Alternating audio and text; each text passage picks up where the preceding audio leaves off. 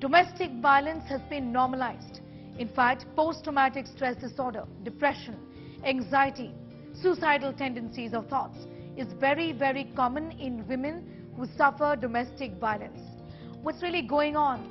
Well, if you are in fact a victim of domestic violence or if you know of someone who is, then this report is an eye-opener.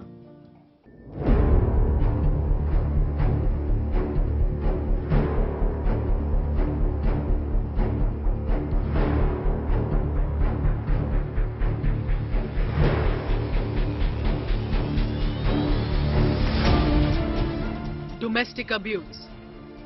The thought of it sends shiver down the spine. Think of the plight of women who go through this stigma and the social complexities involved, making just so many people brush this domestic violence under the carpet. But it has an impact. A far-reaching one on how the victim and the impact on her daily life. How she looks at relationships and how it plays out vis-a-vis her physical and mental health. Adults who have been the victims of domestic violence are much more prone than general population to experience mental health disorders regardless of their nature. Biologically, an individual might be predisposed to having impulsivity, aggression as a part of their nature and their personality, which when accompanied by certain biological and cultural factors, which means that the societal acceptance of violence, societal acceptance of certain behaviors which are suggestive of abuse, which are limited to one gender, which are limited to certain positions of power in the society. So these factors can then intermingle and lead to the complex behavior that can manifest as abuse. Women with their mental health diagnosis were also found to have been more likely to have suffered from domestic violence than women with no mental health diagnosis. Such diagnoses were eating disorder, obsessive compulsive disorder, schizophrenia, bipolar disorder and other mental health issues like depression, anxiety and PTSD. These abusers are very well versed with human behavior and with human psychology. So they understand that if their behavior of abuse is evident in the first or the second date maybe, it will not culminate into a relationship.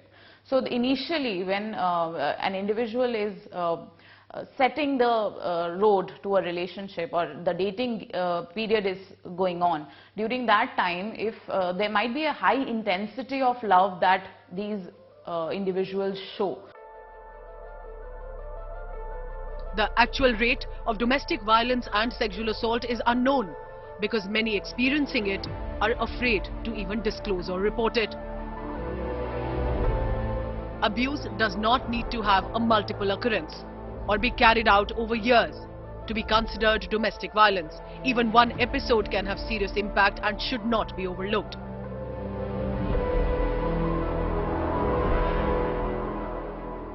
Domestic violence includes any of the following: physical violence, hitting, kicking, slapping or other types of physical force intended to hurt the partner. Sexual violence, forced or attempted forcing of a partner to engage in sexual actions when the partner does not consent or is not capable of consent. Psychological aggression, verbal and non-verbal communication to erode a person's self-worth, harm the partner mentally or emotionally, or exert control or power over the partner. Stalking, repeated unwanted attention and or contact that triggers fear or worry about the partner's safety or the safety of others that are close to the victim. Stalking means the communication is not consensual and may include verbal, written or implied threat.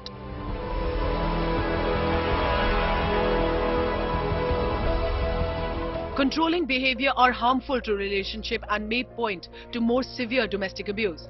Controlling behaviors are actions, whether verbal or physical, that limit a partner's mobility or access to friend, family, environment outside of their home. The victim may also be deprived of food, money or access to healthcare. Moreover, there may be forced reproduction. This includes actions in a partnership that may involve or not involve physical or sexual violence and are relevant to reproductive health. This includes, but is not limited to, refusing to engage in safe sex, purposeful exposure to STDs, interfering with or undermining contraception and limiting access to medical care. So first and foremost thing that needs to go is the guilt or the shame that is being associated with going through this sort of behavior. We need to very clearly understand the right and wrong, and the abuser is the person who's wrong.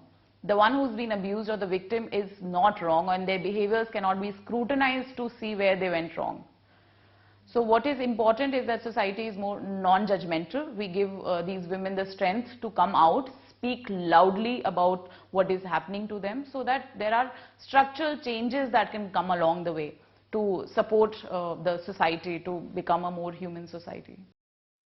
In addition to this, domestic violence can occur in younger persons and is often referred to as teen dating violence (TDV), which impacts millions of teenagers.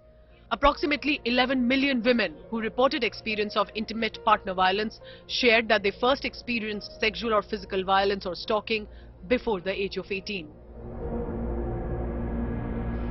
Relationships. While meant to enrich our lives and those of our partners, can have a darker side that often goes unnoticed or unaddressed. Well, domestic violence is a serious public health issue, and it affects survivors' mental and physical state. While the effects of domestic violence can be devastating, they are preventable. We can all play a part in having healthy, respectful and non-violent relationships. With video journalist Vinod Kumar, this is Kshitija Gosavi for India Today.